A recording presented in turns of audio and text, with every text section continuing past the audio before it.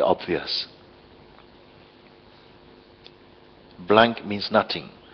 Now my mind is really angry. So what? So what? Let it be angry. What can it do? It can only do something if you keep on being mesmerized by it. Some people, I see them like, like, don't upset my mind. Don't upset my mind. It's like, if he wakes up, fuck.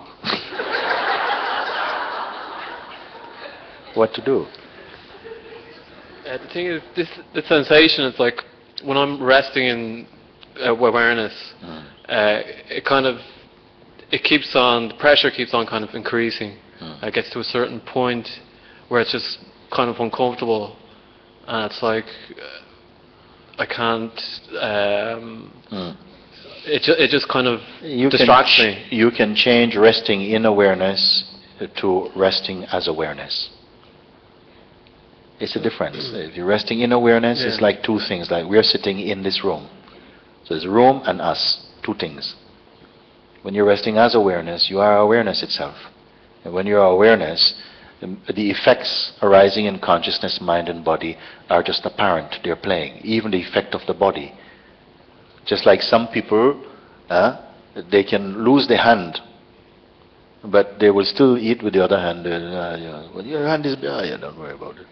Well, they can't say don't worry about it. Okay? And some people will call off work sick for the whole day because they broke their fingernail or something. Okay? This is the extent to which we give importance to your body. And when you are the self, somehow you are aware of the body, of the mind, of the process of feelings and all of that. Something allows them to dance, knowing you're not that. It may not sound very good to your mind, but in the experience of it, it's so beautiful. It's okay, you're at peace. It doesn't mean that somehow something is really, your leg is injured and bleeding and you don't pay attention. No, you give it the attention that's needed. But no more than this. Something is, you're not so pulled off center by these effects. So at the moment, what's happening is that there's a relationship with the mind, and it's almost as though the mind now has become like a separate entity. So that it says, if you do that, I'm going to punish you. Look, it's, whoa. Okay, I won't go there. Okay, I won't. Like this. So when it's like this, I say, oh no, let it do. Let this body blow up. But I am only staying here. Let it do whatever it's going to do. Ramana Maharshi, when he was 16 years old, I think he was visiting his uncle's place, and he had a panic attack, and he felt, I'm going to die. He was certain in his heart, I'm going to die. And so he felt, okay, nobody was there to call, and he felt, okay, I'm going to just cooperate with this. And he lied down like a corpse and waited for death to come. He says, if it's going to happen, I don't want to miss it. I want to watch what happens. Okay, surrender to the experience, and you could feel something moving like, oh, here it comes. But it never came. What instead happened was that a powerful conviction became apparent that, but something here cannot die. The body might go, but there is something that just announced itself so powerfully that for the rest of his earthly existence, he could never forget it. There is something here that is beyond the body's reach. It is deathless. This is a mortal body, but an immortal being moves in it. And this challenge of the human experience is to discover that I am that. Not believe only, but to know irrefutably, I am that. Then all your sorrows are over. All your depressions, fears, future, time, relationship, all of this will not command your being. It will dance as the effects of consciousness in its dance as existence. This is fine. So if these things happen, you feel effects going in the body, and let them happen. Say, throw your best punch. Throw your best punch. Because in my own case, some fears come, and fears that you would not imagine also. It didn't have anything to do. I had one fear also when it was coming time to look at some things coming up, and I'm saying, yes, I surrender to this. And this feeling was coming that I was going to be a hunchback, Quasimodo. No? No, I said before, there's nothing in my culture about Quasimodo. But somehow I could see myself hobbling down the road. All these ideas, all these fears come. People start to develop very strange fears. It's all the game of the mind. Just you say yes, like I did. Yes, go ahead. Very great. Say yes, and that was it. Okay, throw your best punch. Yeah, but I will not live blackmailed by this delusion. I don't care if my life doesn't go one more day. But no, to live under the tyranny of the mind, no. That was the conviction. Then I call you to that much courage in yourself. Because all the beings in the world somehow are under the influence of this conditioning, this fear, and this compromise. And say yes, and mean it. Even one man, he came to Christ and asked him, my child is dying, please, if you can do something, please help me. And the Lord says, if all things are possible for the one who believes. Then this man said, Lord, I do believe. Help me to overcome my disbelief. What humility. But you first make your stand. You say yes, like this. Because if you are going to fight the mind, you will not win. Don't get into a street fight with your mind. You will not win. Overcome it with the same way I've pointed you. You are the witness of it. It's like it doesn't want you to know that, because there lies your power, that you are the witness of this mind. And the more you come into the recognition, I am observing that it is what comes and goes, not me. I watch its effect coming and going. The mind cannot come and stay. Mind cannot come and stay. The only way mind can come and sort of stay is to embed itself in your memory. But in its actual effect, it comes and then it goes. But it gets perpetuated through memory. Then you think, you give him some extra visa life. Yeah, you are important. Then you log it inside. All this is happening. And I want to open these pages in the sunlight so you know and see and acknowledge that somehow we as consciousness, we are cooperating with this delusion. Somehow. You have so much power. All the power is with you. But we hand it to the mind, which tyrannizes your spirit, keeps you feeling divided, because this is how it rules. It is the supreme politician. Divide and rule. This is what it is. Divide and rule. So you remain the undivided seer. You are the one who's aware of all of this thing. Yeah, I think there is a lot of fear in it, because last year, about 10 months ago or so, I read some books on spirituality, and I kind of thought, like, I found something, that I was looking for, and I freaked out, like, so my mind just, like, I was literally kind of losing my mind, like, yeah. And it kind of almost scrambled back, like, almost, it felt like, and now it's almost doing a better job of kind of running the show, like, so, yeah. So it kind of feels like it's kind of difficult to get over this kind of... It is important, really.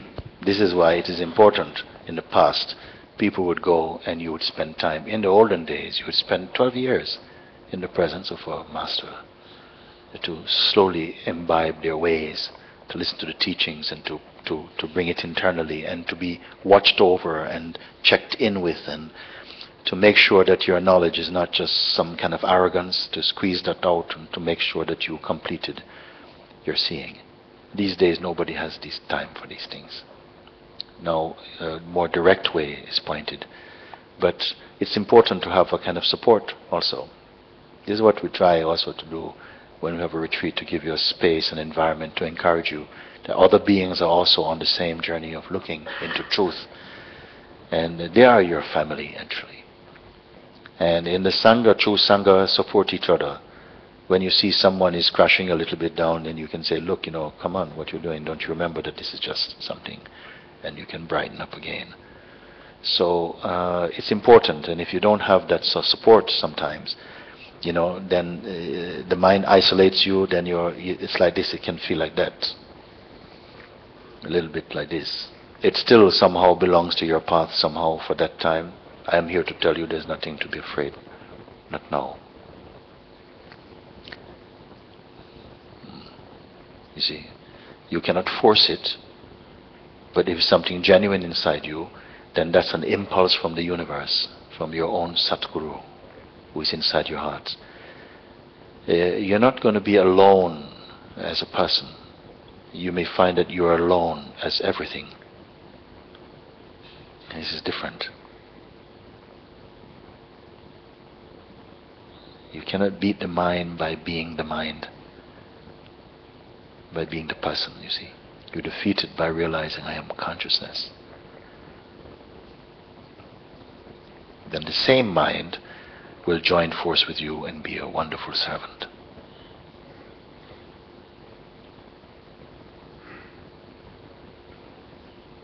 This, what you are speaking now, is really the reason why so many people over the ages come to this point, they turn back.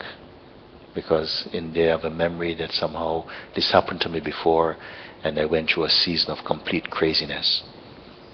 And some people have different complexes. The ego comes up. They start to believe that they're here to save the world, and that they are commanding even the angelic forces and all type of stuff. We have plenty of them in my town. This type of Messiah complex or whatever. And the ego goes into this big campaign. And I said, therefore, just watch this. Just keep quiet. No one knows the power of the innocence of one's own Buddha nature, your Christ consciousness, your Shiva being, same thing. It's an innocence. It's not a rule. It's an innocence. And this innocence has tremendous power. It is the greatest miracle that a human being born with so much challenges can rise like the lotus flower, isn't it? It grows in the pond, in the mud pond, but it remains all its life untouched. You know about this lotus, they say even if the rain falls heavily and the waters rise, the lotus will still be always above the water.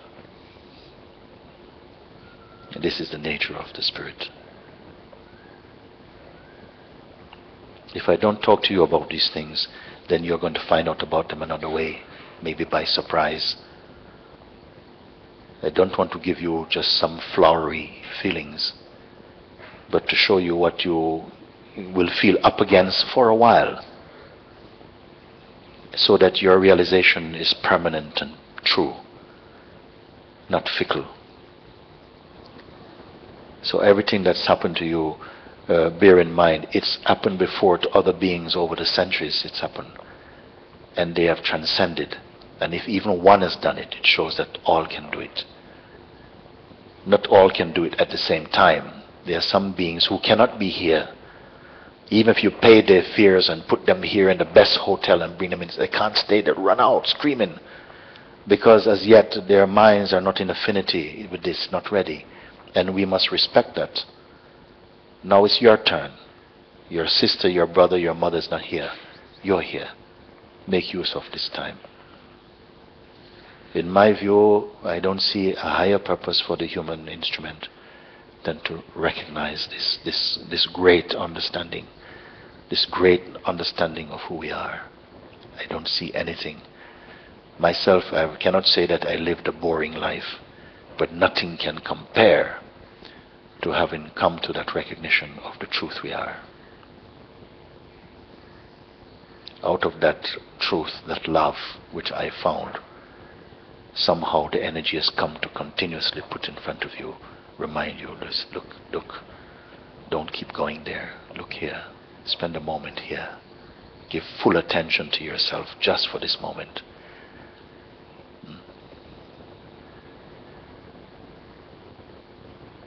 Otherwise you back down and you settle for a compromise, and you will continue to evolve in a slow way. You find another way that is more slow, more gentle, that doesn't threaten your ego. Find a way that doesn't threaten your ego.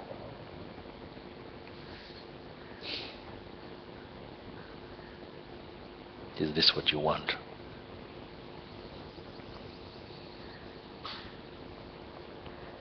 Yours is a mighty being.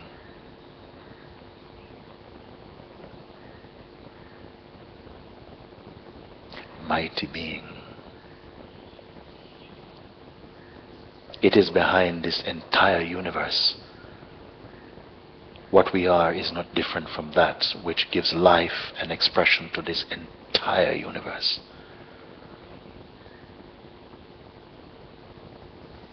Our expression as existence came out of that, and that is this here, not this, this.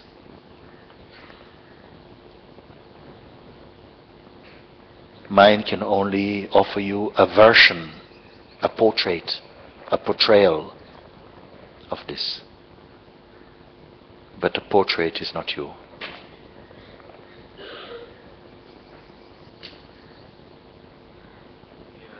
Still attached to a lot of ideas or images I have about myself as well. Yes. So they're kind of bundled up with the fear, or they're kind of connected to it. Yeah. You can begin by looking, who is so afraid? And this is not a cynical question, like who is afraid? No, not a boastful question. But really go to the heart to see who is the one who is afraid, if it can be identified. And you'll come to some discovery. You'll see that it's mostly from the mind itself. Then it doesn't feel enough, even knowing it is the mind. You have to keep on checking in. Check out so many things we are holding on to which are not true. They're not in service to your truth. In fact, they're the opposite. They pull you down even. You can observe from the place of awareness. This is what I've come to show you also. Bhagavan has told you the same thing. My master has told me the same thing, pointed it out. Some will get it, some will not get it. Simple, simple. But the mind is building something else, building something else. For a while, I don't know what to say about that.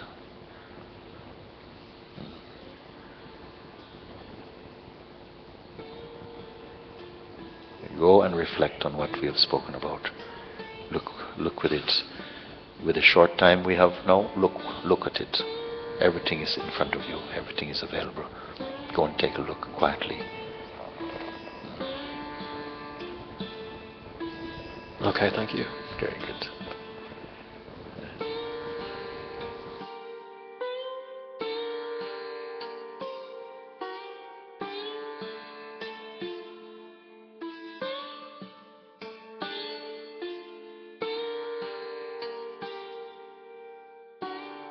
The mind cannot come and stay. Mind cannot come and stay. The only way mind can come and sort of stay is to embed itself in your memory. But in its actual effect it comes and then it goes. But it gets perpetuated through memory. Then you think, you give him some extra visa life. Yeah, you are important. Then you log it inside. All this is happening, and I want to open these pages in the sunlight so you know and see and acknowledge that somehow we as consciousness, we are cooperating with this delusion somehow. You have so much power, all the power is with you, but we hand it to the mind, which tyrannizes your spirit. keeps you feeling divided, because this is how it rules. It is the supreme politician. Divide and rule. This is what it is. Divide and rule. So you remain the undivided seer. You are the one who's aware of all of this thing.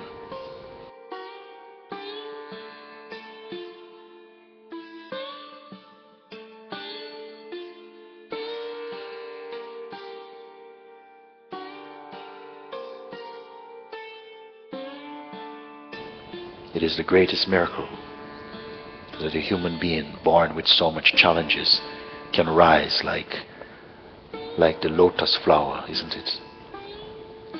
It grows in the pond, in the mud pond, but it remains all its life untouched. You know about this lotus, they say even if the rain falls heavily and the waters rise, the lotus will still be always above the water. And this is the nature of the Spirit.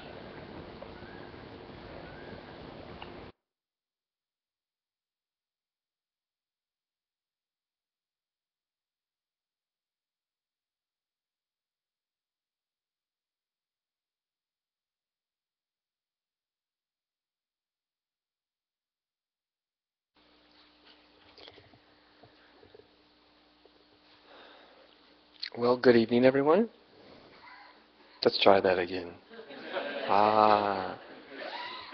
There's my God voice. Good evening. I need a lot of amplification to even get close.